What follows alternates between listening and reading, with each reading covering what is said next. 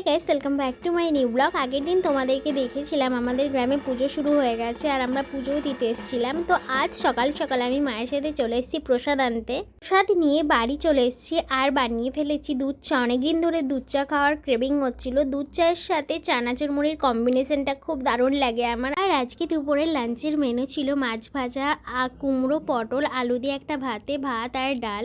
এ দিয়ে আমরা বেরিয়ে পড়েছি আর রাস্তায় যেতে যেতে দেখতে পেয়েছি এই পিটুনিয়া ফুলগুলো, কালারগুলো খুব সুন্দর আর এখনও ফুটে আছে এত গরম পড়া সত্ত্বেও। আমি আর মা ছিলাম ডক্টরের কাছে।